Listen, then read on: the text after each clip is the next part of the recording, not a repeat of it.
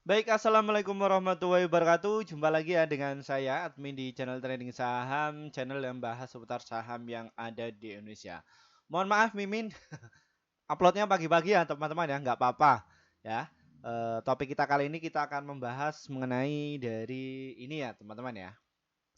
Teknik cerdas mantan Direktur BI borong Goto ya, karena kasus ini ya, teman-teman ya.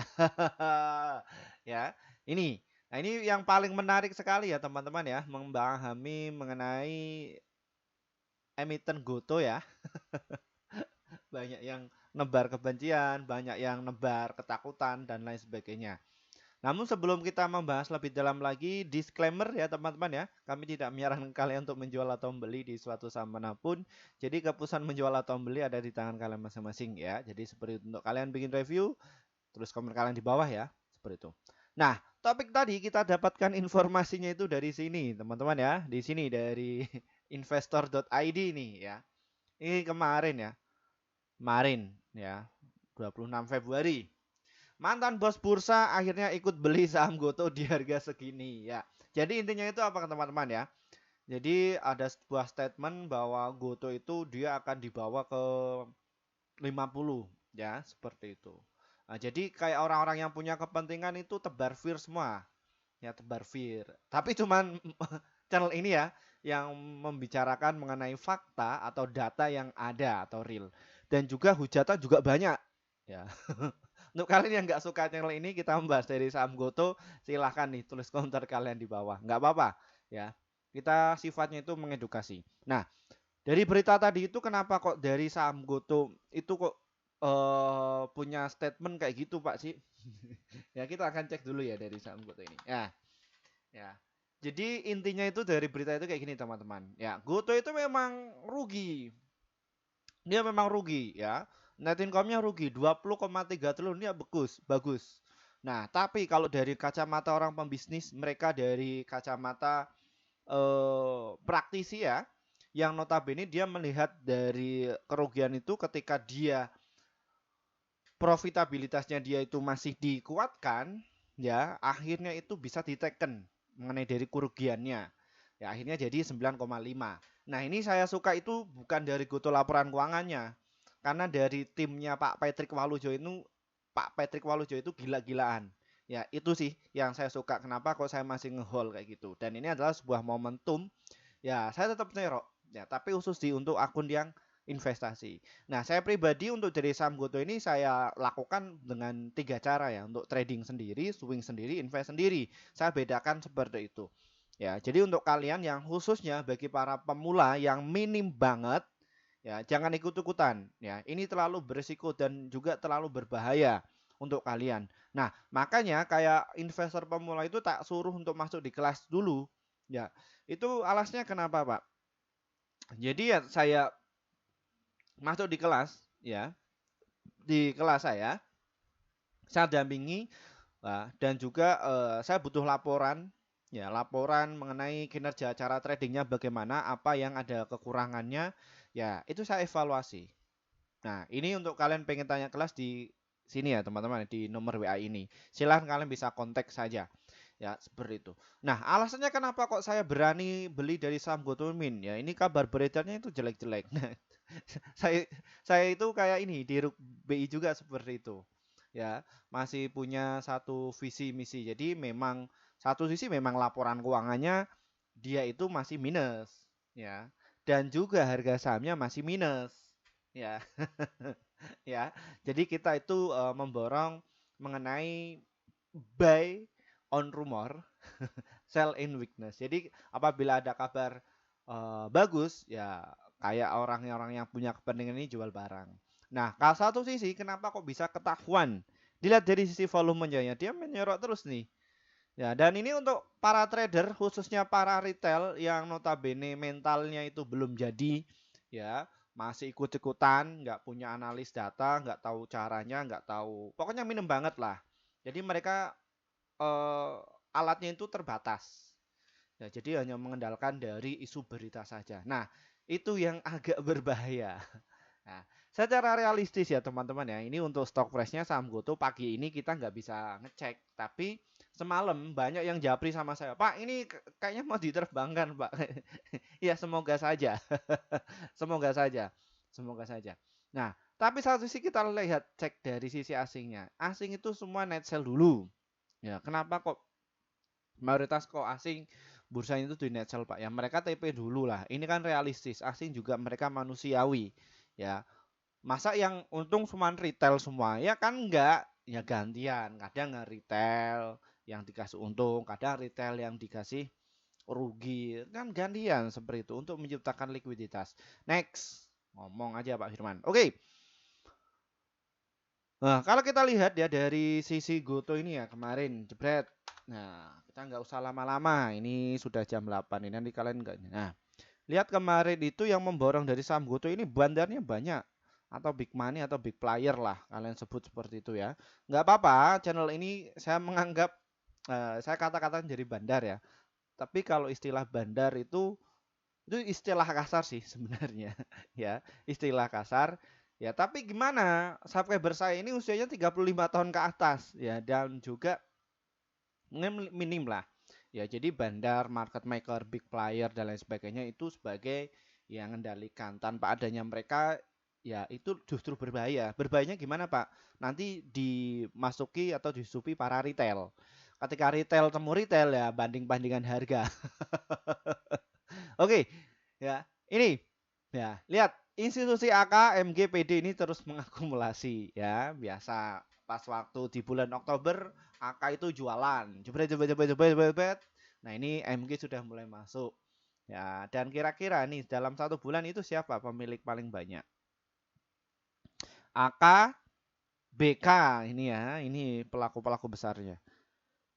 YB ini yang saya pakai, XC juga. Dalam 3 bulan yang lalu atau di bulan Januari ini siapa? Masih AK, YU, ya, ya ini masih AK ya, AK dan juga YU. Cek dari bulan Desember. Oke, PD YU oke. YU sudah mulai tambah ya, kemarin 250, sekarang 260 ya dia net buy-nya. Ya, jadi mereka rutin untuk mengakumulasi ya mengenai dari YU ini. Ya, karena satu sisi untuk ngebandarin dari saham Goto ini setidaknya mereka harus minim ya 300 juta lot. Ya, kalau pengen nerbangin kayak kemarin pas waktu momentum saham Goto ini tentu ke 116 ya mereka setidaknya pungut ya atau diakumulasi sekitar 600 juta lot ya. Seperti itu. Nah, kenapa kok Pak Firman kok bahasnya dari saham Goto? Apa nggak bosan, Pak? Saya sudah bahas yang lainnya lagi. Tapi ya lagi-lagi kayak gini, tuntutan para subscriber dan juga pelanggan kami untuk diungkap mengenai up to date dari saham Goto. Nah, ya itu ya.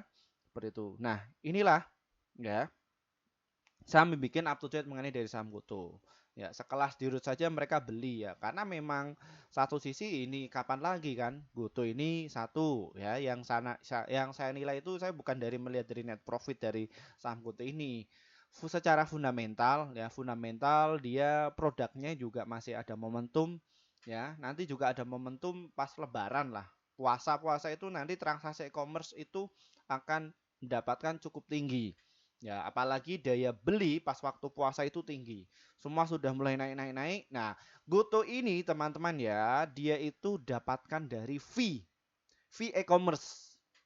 Apa itu Pak fee e-commerce? Jadi antara penjual dan pembeli nanti kena potong jebret ya di situ. Wah, itu kalau transaksi 1 triliun saja dalam sehari ya lebih ya. 1 triliun itu kecil ya. Orang Indonesia untuk judi online saja dia nilai transaksinya mencapai 100 triliun loh. Ya, apalagi yang notabene mengenai e-commerce. Ya, itu semua belanja semua itu. Ya, jadi Goto ini nanti akan mendapatkan ini.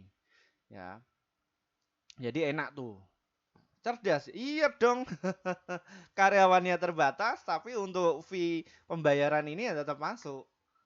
Nah, makanya ini jenius sekali untuk Pak Patrick Walujo. Iya, tuntutan. Saya kalau misalkan ini ya jadi di root misalkan ya memang bingung posisinya. Nah, kalau nggak dijual tapi beban operasionalnya tinggi, ya udah jual saja. Terus apa yang menjadi pertimbangan?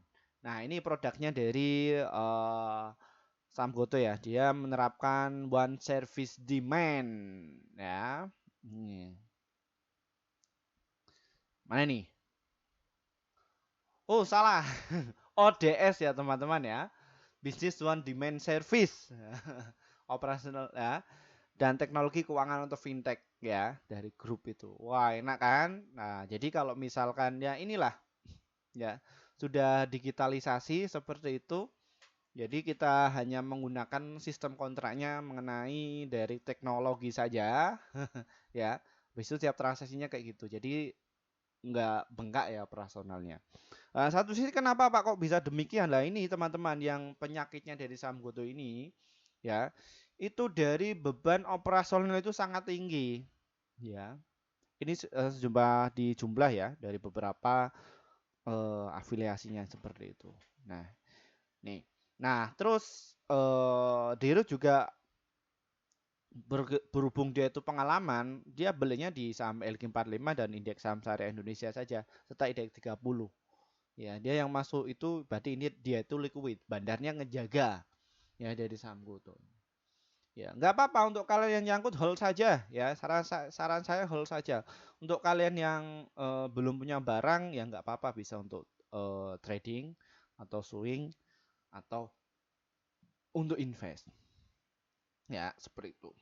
Oke, menit ke-11. Pak, bagaimana Pak cara jualnya belinya dari saham GoTo ini? Silakan kalian bisa tunggu tuh kayak di root tuh, ditunggu di 77 ya. Kalian bisa tunggu di situ semoga dapat. Nanti juga di harga 78 ya. Itu kalian beli ya.